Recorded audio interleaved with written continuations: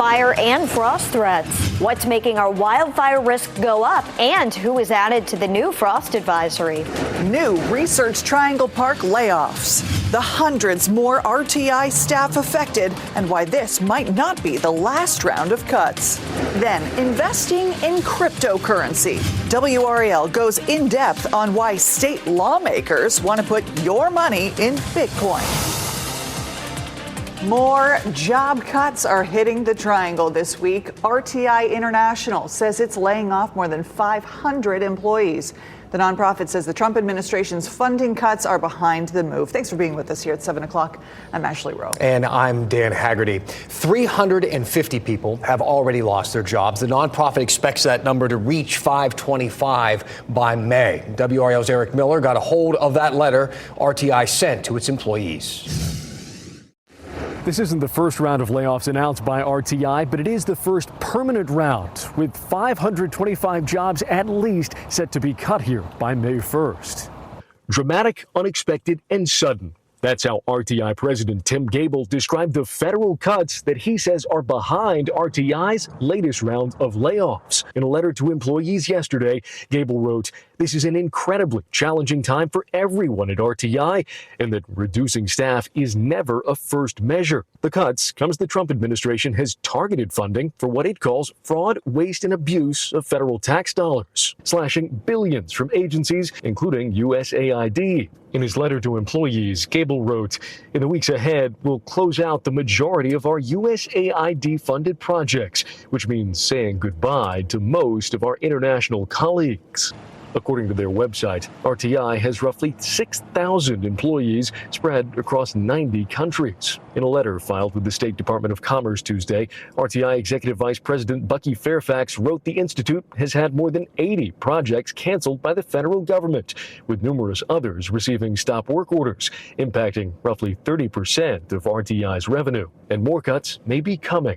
In his letter to employees, Tim Gable warned, "I wish I could tell you these will be the last actions we'll take. The truth is, the situation remains fluid." Gable pointed to the Trump administration's plans to close the Federal Department of Education, noting the department is one of RTI's long-standing clients.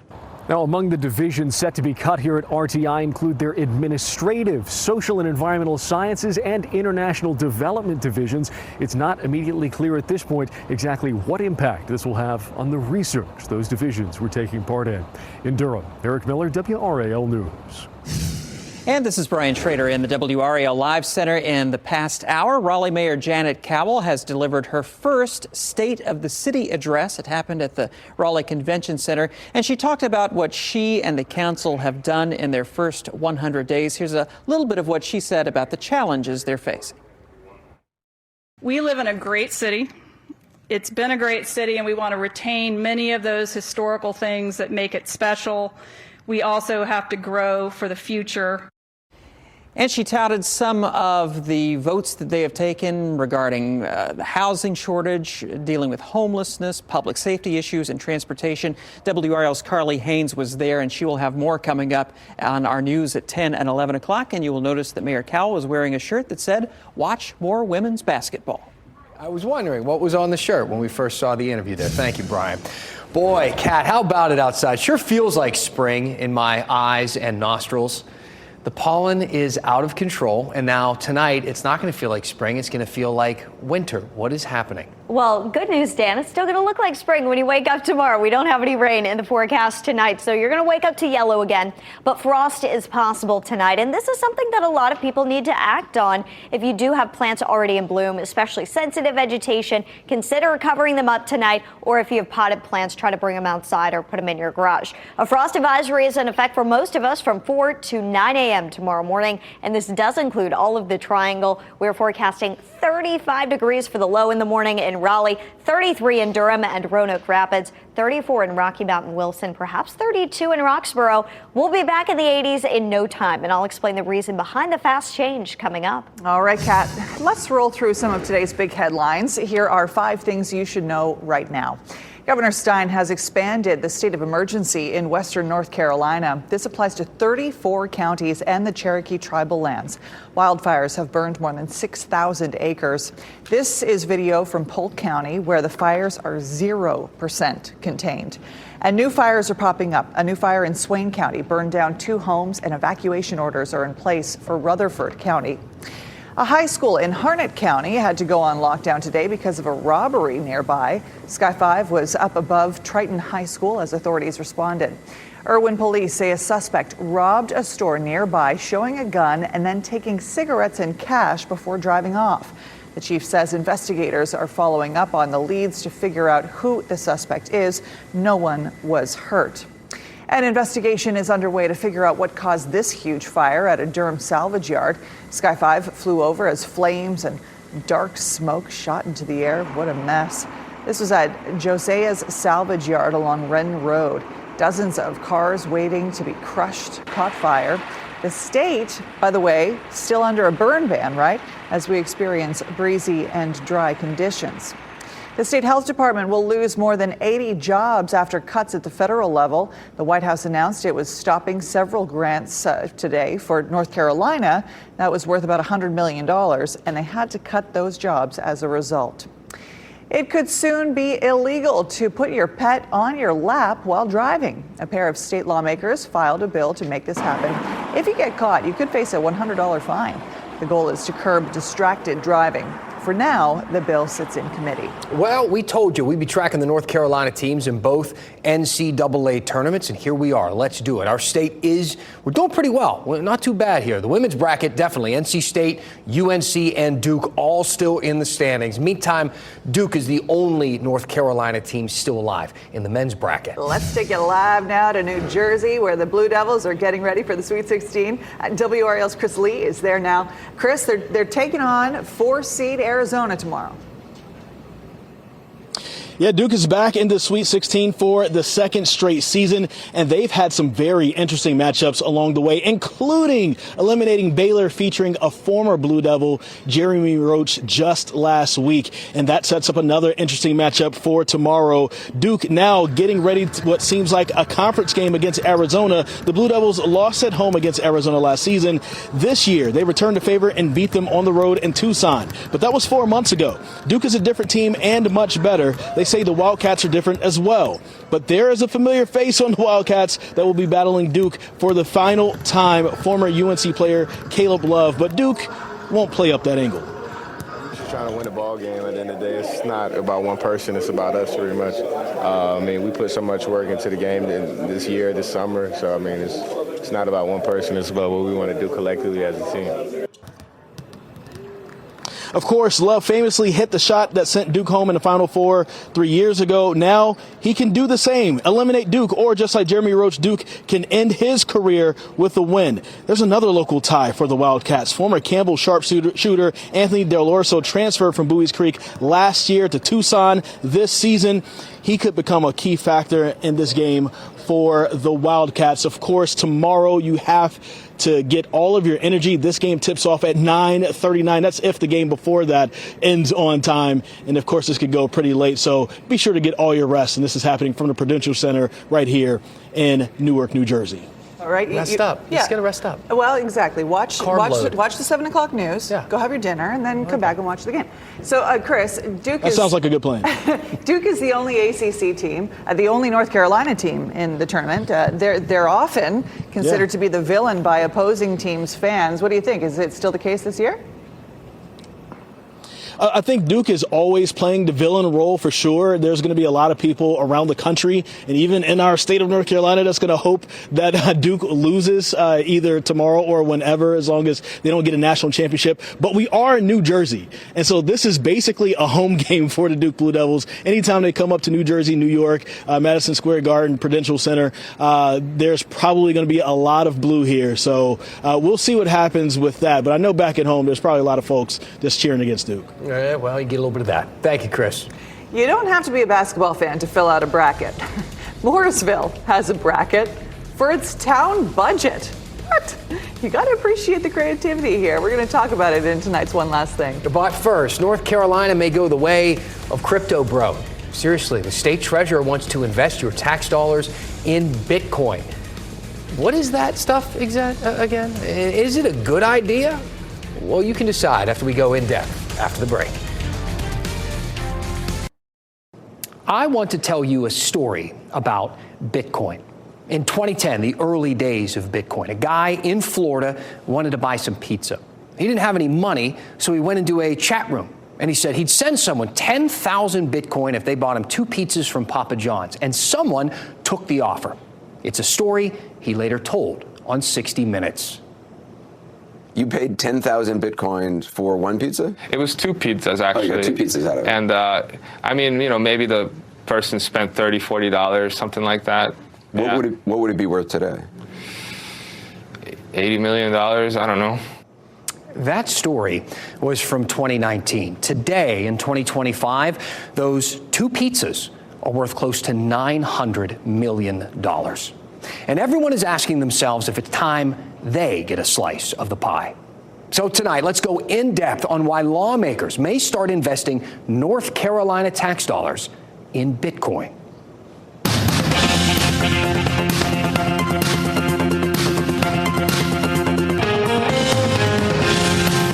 So there is a bill that could invest up to 10% of the state's pension, billions of dollars, in Bitcoin and other cryptocurrencies. A viewer named Deborah asked me a question that I'm betting lots of you have. What the heck is Bitcoin? It's a great place to start. Most people don't understand it. Coincidentally, including our lawmakers. They asked similar questions when the idea first came up earlier this month. During the debate, Representative Carla Cunningham from Mecklenburg County said, "I want to understand it, but I guarantee you 90% of us in this room don't understand it." Understanding is a pillar of smart investing. Warren Buffett famously said, "Never invest in a business you cannot understand." But I guess our lawmakers haven't gotten to that page of their quote of the day calendar yet, because the very next day they reversed their stance and they decided to move ahead with that bill to invest state dollars in crypto. They decided to trust this man to understand the things they do not. Brad Briner. He's the newly elected state treasurer. He's new to public office, but a whiz in finance, and he thinks Bitcoin is worth the gamble. His resume is impressive. Most recently, he managed the personal and philanthropic wealth of one of the world's richest people, Michael Bloomberg. I sat down with Briner last week to hear more about this Bitcoin plan. Does it worry you that so few people understand Bitcoin, including the very people who we elected to potentially give you the authority to invest in it? In the end, I have got a fiduciary duty to the state and to the assets of the pension plan to do what is right by them, and that is going to be measured in hindsight. And I know that. That's part of the deal when you sign up for jobs like this. So I've got to be thoughtful about what we allocate to, how much we allocate to them. We are not putting 10% of the pension fund in anything except maybe U.S. Treasuries. So there's a percentage that maybe makes more sense than 10% and something lower than that. Now, I'm going to give you a lot more of that interview with Briner a little later this week. But before we discuss Bitcoin's role in the portfolio, let's discuss what Bitcoin even is. So technically, it's a cryptocurrency, but let's simplify that. First, it's a currency, a digital currency. You can't physically hold it or touch it, but it is money. You can trade your dollars for Bitcoin the same way you can trade your dollars for the British pound or the Japanese yen. And most people do this on apps like Coinbase or Cash App, PayPal, or Robinhood. You connect your bank info, and then you trade dollars for Bitcoin. And once you have that Bitcoin in your account, you can spend it on everything from travel to meatball subs. Companies like Microsoft, Overstock, Expedia, even Subway have accepted Bitcoin. But clearly, there are some limitations. I mean, you can't use cryptocurrencies like Bitcoin at the grocery store or to pay your taxes, which is why most investors don't really treat Bitcoin like a currency. They treat it like a commodity, like gold. Maybe you've seen this headline. The U.S. is creating a Bitcoin reserve, described by the White House as a digital Fort Knox. Hong Kong, Germany, the U.K., Russia, Brazil, Poland, North Korea, all making similar moves. And in the U.S., North Carolina is among 24 other states considering this type of investment. But that still doesn't explain the why, does it? Why it's being treated and hoarded like gold. And this is where it can get a little abstract. You see, when Bitcoin was created, it was designed to have a finite amount, a mathematical equation that ends with 21 million Bitcoin. That's it. That's all there will ever be. And that means it's scarce. And when something is scarce, like gold, we find it valuable. But again, why? And come to think of it, why is gold valuable? Well, very simply, because we believe it is. The same way we believe the dollar is. It's a story we tell ourselves, and as long as we all believe it, it's true. But there is a difference. The story of Bitcoin is much different than the story of the dollar, and it's because the story of the dollar is backed by the U.S. government. For instance, in 2008, when the housing market crashed, the government protected our dollar and kept us out of a depression. Yeah, the solution wasn't perfect, but it did keep us out of tent cities and bread lines. There are lots of examples like this. But Bitcoin doesn't work that way. It's decentralized. That means that there is no bank, no fees, no transaction limits. There's no country, institution, or person in charge. There's also no safety net. If it crashes, and that money is gone. I talked to a professor at NC State about the volatility. So we've seen it go over $100,000 per Bitcoin. We've also seen it less than $20,000 for one Bitcoin. It's hard to imagine any other acquainted for a stock that anybody holds that has seen quite the same fluctuation in Bitcoin. To which you are saying, I just don't get it. Don't feel bad, okay? If you're thinking that way, it's fine, because the truth is no one fully gets it. Take the fluctuation and massive growth. Investors will tell you to ignore these sometimes gigantic short-term ups and downs, and instead look at the long-term gains. And when you're looking at a chart like this, they're right. The problem is they can't really tell you why that is all happening. It's often easy to see why a stock goes up or down, or the value of the dollar, but with Bitcoin, they often don't know why it moves the way it does. They don't know really why it's grown the way it has, or how much it will grow. Simply, no one fully understands what this investment is or what it will become. Not even this guy. By extending that argument, there are thousands of stocks that I should never own, because I don't really understand what the companies do. I don't really understand how quantum computing works. I don't really understand the nuts and bolts of AI. And so I think it's an unfair test to an asset to say I have to perfectly understand how it works to own it. I do need to be cautious with it. I do need to be careful with its volatility. I need to have a role for it and a reason to own it. This is not really about Bitcoin. It's about the appropriate level of risk and return for the pension system. Okay, what do you think? Should we call it there? Is that enough? Should I explain how the blockchain works and what that is? I can hear you pleading for mercy, so I'll spare you. In the meantime, let me know what your questions are on this topic. I have a lot more from Brad Briner. I'm putting it together right now. Let me know what you're interested in here, what I haven't answered that you're curious about. Tell me what is on your mind, and we will go in depth. Really looking forward to that interview next week. Kat, let's talk about the beautiful sunset behind you. A little cooler today.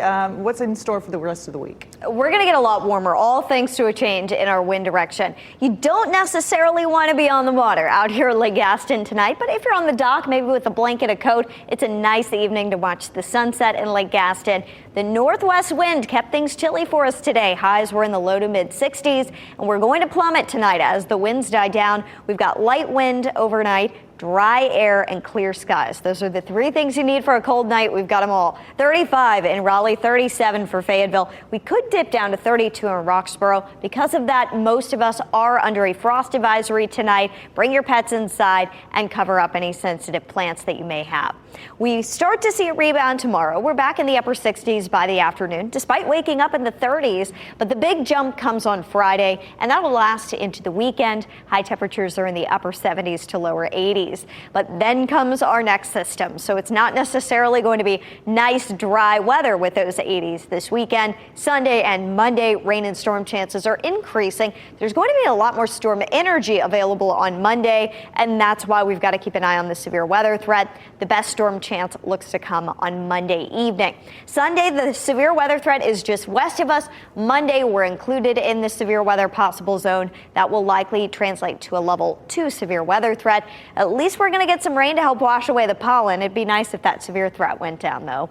The pollen count did come in today. It came in a little late. It was over 600 for the pollen count, and our average peak for the season is over 2,000. So we still have a ways to go. I know it's not what a lot of folks want to hear, but keep taking your allergy medicine. In the coming days, you've got some really nice weather Friday and Saturday. It's warmer, it's windy. It will be mostly cloudy those days. I just want to give you a heads up. It's not a clear blue sky. Unsettled weather is back Sunday into Monday, and then another little cool down on the way next week. But it looks great for the Durham Bulls home opener Tuesday, upper 60s and nice and dry. All right, Kat. Hey, if your NCAA bracket is busted, Morrisville, the town of Morrisville has a new bracket you can fill out. They're getting creative to get people excited about the town budget. Whatever works, right? Tonight's One Last Thing after the break.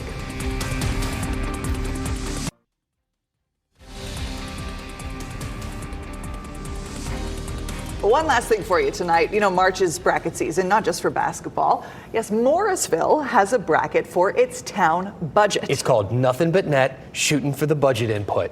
Different priorities are matched up against each other.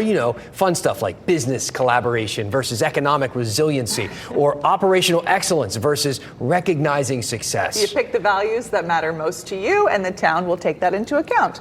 You can fill it out right now on Morrisville's website. I know you did it. What came up? I had quality of life winning the championship. Buzzer beater against safety. Thanks for making WRAL your choice for local news. Our next newscast is at 10 on Fox 50 and 11 on WRAL. Have a great night.